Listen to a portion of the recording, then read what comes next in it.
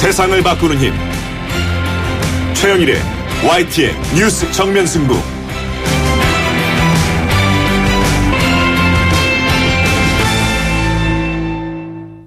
YTN 뉴스 FM 뉴스 정면 승부 3부 시작합니다.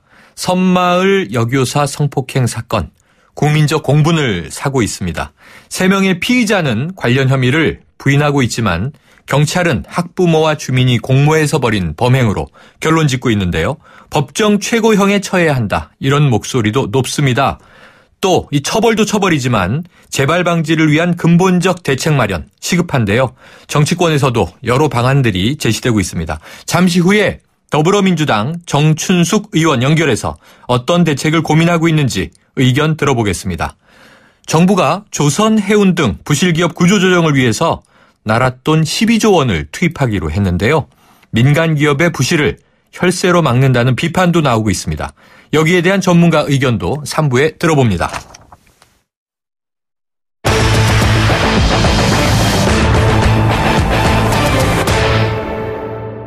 정면 인터뷰 더불어민주당 정춘숙 의원 연결합니다. 참고로요. 정춘숙 의원은 국회에 들어오기 전에 한국 여성의 전화에서 일하면서 여성폭력, 인권 문제 향상에 역할을 해오셨던 분입니다. 여성 성범죄 근절을 위한 대책 들어보도록 합니다. 의원님 나와 계십니까? 네, 안녕하십니까. 정춘숙입니다. 네, 안녕하세요. 예. 자, 이 섬마을 여교사의 성폭행 사건, 이 소식 듣고 의원님도 많이 놀라셨죠? 예, 굉장히 놀랄만한 사건이죠. 예, 놀랐습니다, 진짜. 네, 자, 이런 일이 그동안 밖으로 드러나지 않았을 뿐이지, 왕왕 벌어졌다. 어떻게 보세요? 꼭 똑같은 사건은 아니지만, 저희가 직접 한 사건이 있었는데요. 네. 이렇게 동네에서 외진 곳에 떨어져서 사시는 70세가 넘으신 할머니가 계셨는데, 네. 그 동네, 흔히 말하는 불량배라고 그러죠. 그런 이제 젊은이들한테 지속적으로 이제 윤간을 당하시고 돈을 뜯기시고 그러셨어요. 네. 그래서 이분이 결국은 자살을 하셨거든요. 네. 그래서 그 동네 이장님이 이 사건을 저희한테 의뢰한 적이 있었습니다. 그래서 사실은 지역사회에서도 관심을 갖고 왔으면 이런 한탄을 많이 하시더라고요. 그래서 이런 사건들이 사실은 알려지지 않아서 그렇지 아마 상당히 있을 것이다 이렇게 생각하고 있습니다. 네, 지금 끔찍한 사례인데요. 네, 그럼 그렇습니다. 여성의 전화에서 일하실 때 접하셨던 사건인가요? 네, 그렇습니다. 저희가 이제 해결을 해보려고 굉장히 그랬는데 어려웠던 점은 피해자가 돌아가셨잖아요. 네. 그러다 보니까 이거를 증언을 하거나 이런 굉장히 어려운 그렇게 되더라고요. 예. 그럼 지금 할머니의 사례라고 말씀 주셨지만 결국은 네네. 공통점이라고 한다면 외진 곳에서 혼자 사는 여성들은 위험하다라고 볼 수 있지 않겠습니까? 아무래도 이제 주변에서 보는 눈, 이제 지켜봐주는 이런 게 없어서 훨씬 더 폭력이나 이런 위험에 노출될 가능성이 상당히 높은 거죠. 네. 자, 섬마을에서 혼자 교사 생활을 하기 위해서 가서 지내던 여교사였죠. 네. 그런데요, 비슷한 상황으로 보면 보건지소도 비슷한 상황이다. 이런 얘기도 나오고 있습니다. 예, 젊은 여성 간호사들이 보건지소로 가고 있는데 그러면 상황은 유사한 거죠? 이번 사건을 이제 보면서 이렇게 외따로 떨어진 그런 지역에서 근무하는 여성들에 대한 관심, 네. 이런 것들이 많아지고 있는 것 같습니다. 마찬가지, 혹은 그런 위험 가능성, 이런 것들이 상당히 있을 수가 있다고 볼 수가 있죠. 네. 자, 특히 이번 사건의 경우에 그 피해를 당한 선생님의 대처가 상당히 좀 용기 있는 행동이었다라는 이야기가 나오는데요. 예. 씻지 않고 경찰과 함께 첫 배로 육지병원으로 가서 이 체내에 DNA 채취에 협조했고요. 이 성폭행 사건에서 이런 초기 대처 굉장히 중요한 일이죠? 굉장히 중요합니다. 네. 사실은 많은 경우는 이렇게 알고 있어도 우리가 네. 예를 들면 이제 성폭력 예방교육 이런 게 많이 있어서 네. 젊은 여성들 같은 경우는 이제 성폭력 사건이 발생하면 어떻게 해야 된다라고 하는 것을 알고는 있지만 이번 사건처럼 그렇게 그것을 배운 대로 실천하는 건 굉장히 어렵고요. 네.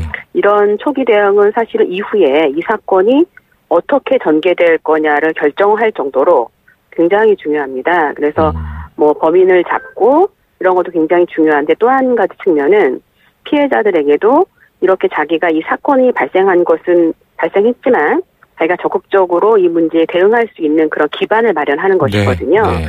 그래서 이후에 어떤 심리적인 측면에서도 굉장히 중요한 그런 겁니다. 아주 굉장히 잘 대처를 하신 거죠.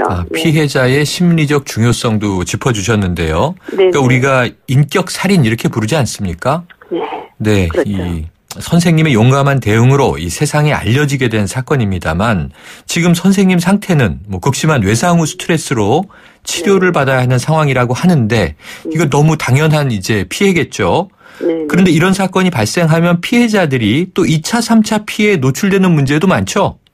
이게 굉장히 심각합니다. 그러니까는 사실은 사건 자체도 굉장히 심각한 성폭력 사건이기 때문에 이 사건 자체만으로도 이 외상 후 스트레스 장애, PTSD라고 하는 것들을 겪을 가능성이 굉장히 높고 많이 겪게 되는데 더군다나 이후에 언론에서 이 사건을 다루는 방식, 굉장히 선정적인 방식으로 보도를 하고 그다음에 경찰의 발표나 이런 것을 통해서 지역이 특정이 되고 그다음에 뭐 잘못된 정보긴 하지만 기간제 교사다 이렇게 되니까 그 해당 학교에 있었던 옛날 기간제 교사 선생님의 신상이 다 털리고 이런 식으로 해서 사실은 이런 언론의 보도라든지 어떤 공적 기관의 대응이라든지 이런 것도 굉장히 심각한 문제가 발생합니다. 그러니까 이후에 이분들이 더 이것을 이 성폭력 사건을 치유하고 다시 이 어떤 그 사회 재통합돼서 자기의 삶을 사는데 사실은 이런 2차, 3차 피해가 굉장히 심각한 거죠. 이런 부분들 굉장히 우리가 고치도록 해야 된다고 생각합니다. 네, 여러 가지 문제가 참 많은데요. 결국 이제 그러한 2차, 3차 피해를 막기 위한 또 사회적인 노력도 필요하겠습니다만 결국은 애초에 이런 사건이 터지지 말아야 되는 거겠죠. 그렇습니다. 그러면 이제 근본적으로 어떤 대책이 필요한가의 문제인데요. 이번 일이 터지고 나서 자, 정부는 가급적 신규 여교사에 대한 도시벽지 발령을 자제하겠다. 이런 얘기도 나왔고요. 또 CCTV라든가 안전벨 등을 설치하겠다. 뭐 이 안전벨이 꼭 달려 있는 것뿐 아니라 뭔가 이제 버튼을 누를 수 있는 이 기기를 나눠주겠다. 이런 이야기도 나오고 다양한데요. 자, 실효성이 있을 것으로 보세요. 저는 항상 없는 것보다 낫겠죠. 근데 이제 뭐 예를 들면 CCTV나 안전벨 이런 것들이 있다 하더라도 예를 들면 CCTV를 누가 보고 있느냐 계속 이런 24시간 지켜보는 이런 문제도 있고 또 하나는 신규 여교사에 대한 도시벽지 발령을 자제한다. 그게 뭐 잠깐은 뭐 어떨지 모르겠습니다만 결과적으로는 이 여성 교사들이 어떤 뭐 이후에 승진을 하거나 이런 데 오히려 또 걸림돌이 될 수도 있는 문제가 되기도 가산점 하고요. 문제가 또 있더라고요. 그럼요. 그리고 저는 보다 근본적이고 장기적인 프로젝트가 있어야 된다고 생각을 합니다. 어떤 프로젝트를 말씀하시는 건가요? 예를 들면 이게 제가 이런 말씀드리면 되게 어렵다고 그러는데 외국에서는 많이 합니다. 유치원부터 유치원, 초등학교, 중학교, 고등학교 또 대학에 이르기까지 여성폭력과 인권이라고 하는 이런 정규 과목이 편성이 돼야 됩니다. 그래서 각 학년에 맞게 체계적이고 지속적으로 교육이 이루어져야지 되고요. 남성, 여성 모두 대상으로요? 그럼요. 모든 우리나라 국민이면 모두 다 배울 수 있는 그런 게 돼야 되고요. 특히나 경찰, 그러니까 예를 들면 경찰 대학이라든지 로스쿨이라든지 이런 곳에서는 필수 과목으로 이런 여성 인권과 폭력 혹은 인권 문제에 대해서 공부를 할 수 있어야만 사실은 이게 의식과 관점을 변화시켜야 되는 문제거든요. 그래서 이게 정말 정부에서는 장기 프로젝트로 이렇게 의식을 변화시킬 수 있는 이게 하루아침에 되는 게 아니기 때문에 이런 것들을 지금이라도 당장 시작해야 된다. 저는 그렇게 말씀드리고 싶습니다. 자, 근본적인 대책은 의식을 변화시키기 위한 교육이다. 이렇게 말씀을 주셨군요.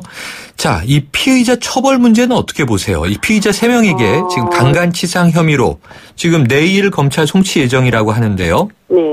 처벌에 대해서는 어떻게 보십니까? 이 지금 사전 공모했느냐 이런 건 이제 굉장히 관심을 가지시는 것 같은데 반드시 밝혀야 된다고 보고요.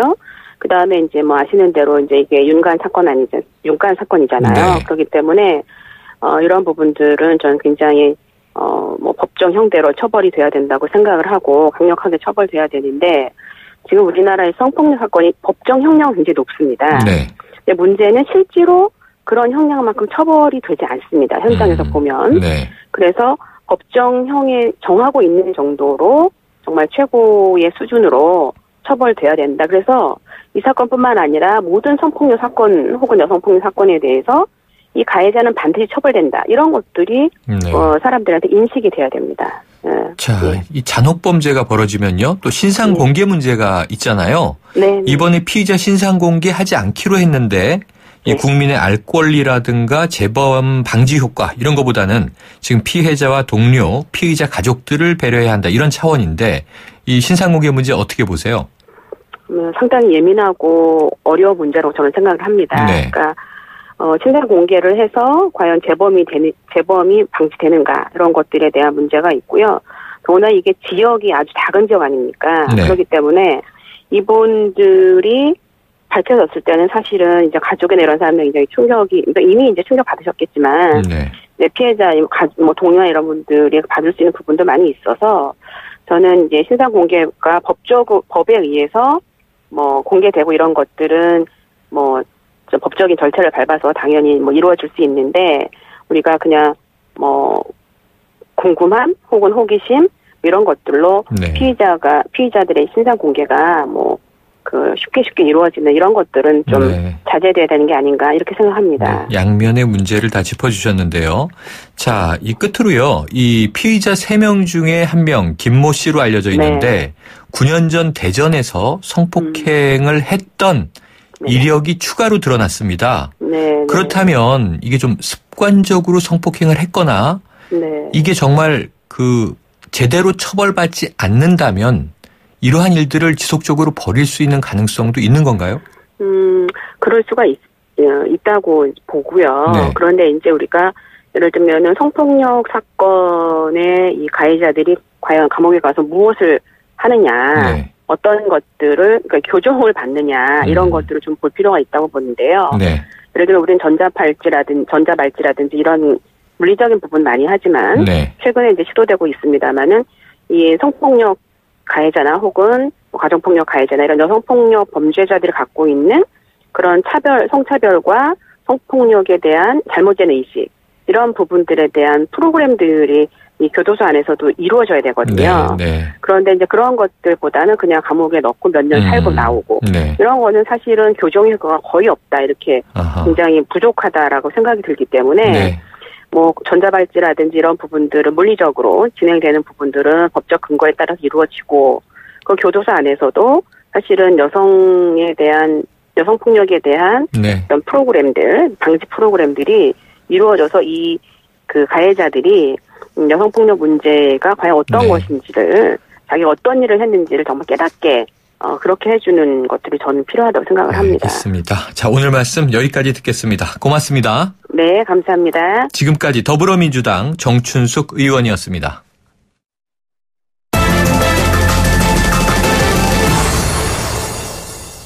네, 정부가 어제 심각한 경영난에 빠진 해운 조선업 등을 지원하기 위한 구조조정의 구체적인 계획을 내놨습니다. 특히 구조조정의 투입 자금의 윤곽이 드러나서 관심이 많이 쏠리고 있는데요. 자세한 이야기를 동국대 경영학과 강경훈 교수 연결해서 들어보겠습니다. 교수님 나와 계시죠? 예, 안녕하세요. 네, 안녕하세요. 자, 먼저 이 12조 원이라는 막대한 자금이 기업 구조조정을 위해 들어간다. 이렇게 이제 보도됐는데요. 어떻게 마련되는 건가요? 한국은행이 이제 10조 원을 그 기업은행한테 대출을 해주고요. 네. 그러면 기업은행은 이 한국은행으로부터 대출받은 10조 원하고 자체 자금 1조 원을 그 자본확충 펀드에다가 이제 만듭니다. 네. 11조 원으로. 그리고 이제 정부는 이 자본확충 펀드하고 별개로 그 공기업 주식을 수출입은행에 1조 원어치를 이제 출자를 하게 돼서 총 12조 원이 이렇게 되겠습니다. 좀 방식은 좀 복잡하지만 한국은행이 10조, 기업은행이 1조, 예. 정부가 1조 이렇게 되는 건가요? 네, 맞습니다. 자, 이 애초에 정부는 한국은행이 발권력을 동원해서 국책은행에 직접 출자해 주기를 원했던 거죠? 예, 그렇게 보도가 났죠. 네, 그러면 이 자본확충 펀드를 사용하는 방식이 간접 출자다 이렇게 전해지고 있는데요. 이 직접 네. 출자와 간접 출자 어떤 차이가 있습니까? 좀 전에 말씀드린 것처럼 한국은행이 출자를 하는 게 아니라 네. 대출을 해주지 않습니까? 네네. 대출을 해준다는 거는 나중에 이제 그 돈을 돌려받는다는 거잖아요. 부채군요. 네네. 예, 그러니까 그 출자라고 하면은 그거는 이제 투자를 하는 거기 때문에 그거는 이제 나중에 이제 것을 미리 약속을 안 하는 건데 네. 대출을 하기 때문에 이제 나중에 돌려받는 이런 방식이 되겠습니다. 교수님 죄송한데요. 이 전화 수화기에 입을 조금 가까이 대주시고 좀 크게 말씀해 주세요. 네. 네네. 자, 그러면은 이번 정부안대로 하면은 국회 동의를 받지 않아도 된다고 하던데 이것도 사실인가요? 네, 그렇습니다. 한국은행이 직접 출자를 해야 되는 경우에는 산업은행법을 개정을 한다든지 아니면 한국은행법을 개정을 한다든지 이게 방식에 따라 이제 고쳐야 될 법이 좀 다른데요. 법을 개정을 해야 됩니다. 근데 이번 자본확충펀드의 경우에는 그 법 개정 이슈는 없지요. 네, 그렇군요. 이 법 개정을 피해가기 위한 방법일 수 있겠군요. 그럴 수도 있겠습니다. 네, 자 구조조정을 위해서 정부가 내놓은 자금 지원의 규모 충분하다고 보세요? 전문가 입장에서 어떻게 보십니까? 이거는 이제 계산하는 게 굉장히 복잡해서 직접 이제 계산을 해보지 않고서야 잘 모르겠지만 아마 이제 정부는 이 산업은행, 수출입은행 이런 국책은행들의 조선업, 해운업 대출이라든가 보증을 다 이제 검토를 한 다음에 여기서부터 이제 손실이 얼마만큼 발생하고 그 자본이 얼마만큼 상각이 돼야 되고 이렇게 이제 역으로 계산을 했을 겁니다. 네. 그러면서도 이제 좀 어느 정도 좀 충분하게 그 마련을 하지 않았나. 일단 이제 발표를 들어보면 조선업과 해운업 쪽의 구조조정 하는데 필요한 실탄은 충분히 마련하지 않았나 싶습니다. 네. 자, 교수님 혹시요. 한국은행이 이와 같은 좀 유사한 이 펀드 방식으로 좀 시중은행의 뭐 자본 확충을 지원했던 전례는 있습니까? 네네, 있습니다. 2009년에 있었습니다. 그러니까 2007년, 2008년에 그때 글로벌 금융위기가 터지고 그랬었죠. 은행들이 이제 기업 대출을 상당히 꺼렸거든요. 그때도 이제 한국은행하고 산업은행이 그 당시에는 이제 산업은행이 자금을 공급하는 쪽이었는데 자본 확충 펀드를 만들어서 그 돈을 가지고 이제 은행들 자본을 확충해 주려는 그런 계획이 있었고 나중에 다 이제 회수까지 되었습니다. 네. 그럼 2009년 방식을 이번에 다시 빌려온 것이다 이렇게 볼 수 있겠군요. 네, 유사합니다. 자, 그런데요. 이 한국은행이 부담하는 돈, 이 10조에 달하는 돈, 결국 국민 부담으로 돌아오는 건가요? 그렇죠. 세상에 공짜가 없으니까요. 네. 근데 이제 이게 국민의 혈세다. 바로 이제 10조가 다 혈세다 이렇게 보기는 어렵고요. 그러니까 한국은행이 이번에 대출을 하는 거기 때문에 나중에 이제 돌려받으면 인플레이션을 통해서 그렇게 이제 국민 부담으로 이제 올 수는 있지만 그 자체가 혈세라고 보기는 어려운데 근데 이제 한국은행이 손실을 보게 되지 않습니까? 네네. 만약에 이제 한국은행이 손실을 보거나 비용이 발생하면 그것은 그 자체 세금 부담이다 이렇게 보실 수가 있겠습니다. 네. 그러니까 이게 대출의 방식이기 때문에 돌려받으면 다행이지만 그렇습니다. 돌려받을 기약은 몇 년 뒤가 될지 모르는 거고요, 아직. 이 결손으로 처리가 된다면 결국은 세금 투입이다 이렇게 봐야 되겠군요. 그렇습니다. 그러니까 한국은행은 무자본 특수법인이기 때문에 이익이 나면 그게 전부 다 국고로 돌아가거든요. 그게 다 세금으로 결국은 들어갑니다. 네. 근데 이제 한국은행이 손실 보면 또 이제 정부가 메꿔줘야 되거든요. 네. 그러니까 한국은행의 손실이나 비용은 세금과 같다 이렇게 보실 수가 있겠습니다. 그렇군요. 그래서 이번 구조조정안을 놓고요. 정부가 책임 추궁을 피하기 위해서 한국은행에 손을 벌리는 방법 이것을 꼼수를 썼다 이런 비판도 있는데 교수님은 어떻게 보세요? 저 일리가 있는 지적이라고 생각을 합니다. 네. 국회를 일단은 피해가는 거니까요. 근데 저희가 여기서 한 가지 좀 이렇게 주의해서 볼 거는 원래 이제 산업은행이나 수출입은행들이 가장 간편한 방법이지 않습니까? 정부로서는. 네. 그 다음에는 이제 그래서 산업은행 수출입은 통해서 구조조정을 많이 하다가 그 다음에 이제 거기에 조금 여의치 않으니까 신용보증기금을 또 한번 동원한 적이 있어요. 네. 2013년에 회사채 신속 인수제도 하면서 근데 이제 신용보증기금도 요새는 이제 재원이 많이 충분하지가 못하니까 한국은행까지 오고. 네. 그러니까 어떻게 보면 점점 더 이렇게 사태가 조금씩 더 악화되어 온 상태다. 이렇게 이제 말씀드릴 수가 있겠습니다. 네. 자, 이 구조조정에 돈은 쏟아붓게 되는데요. 결국 구조조정의 강도가 높아질수록 이 실업자들이 많이 나오겠죠? 네, 그렇습니다. 그러면은 어떤 대책 필요하다고 보세요? 일단 정부가 이제 밝히고 있는 것처럼 실직자 가정 생계 안정 지원이라든가 재취업 지원이라든가 이런 것들이 이제 충분히 지원이 돼야 되겠고요. 근데 제가 보기에는 그 구조조정을 이렇게 끝까지 벼랑 끝까지 몰려서 구조조정을 하는 게 아니라 네. 일상적으로 부실 기업이 나올 때마다 바로바로 구조조정을 하면 그러면 고용시장에 대한 충격이 굉장히 작지 않습니까? 네네. 이번에는 해운 조선업 쪽에서 굉장히 많은 이제 그 실업자가 발생하면 이분들이 사실 재취업하기도 굉장히 어려울 텐데요. 네. 근데 이게 미리 이제 조금씩 그 조정이 됐다면 뭐 재취업이라든가 뭐 노동시장에서도 충분히 그 조정이 훨씬 더 그 좀 순조롭게 되지 않았을까 이런 생각을 해봅니다. 네, 그럼 막판까지 밀려서 하는 구조조정이 아니라 좀 수시로 위기가 닥쳤을 때 빨리빨리 대응하는 게 필요하다 이런 말씀이시군요. 네, 그렇습니다. 지금요, 결국은 혈세를 쏟아붓는다 이렇게 표현하면 안 되겠고요. 교수님 설명대로면 국민의 혈세가 들어갈 가능성도 있고. 그리고 네. 일부는 혈세도 있죠. 뭐 정부도 네. 출자를 하고 하니까요. 그리고 근로자의 희생도 강요되는 방안이다. 이런 비난들이 나오고 있는데 예. 교수님은 이번 구조조정 방안 좀 기대 효과 어떻게 보세요? 일단 뭐 해운업 아니면 그 조선업 쪽에 구조조정을 하지 않은 상태로 계속 버티기를 하면 네. 더 큰 위험을 가져올 수 있지 않습니까? 정말로 이제 국가 경제를 네. 더 큰 위기로 몰아갈 수도 있는데 그것을 차단하는 것은 뭐 바람직하고요.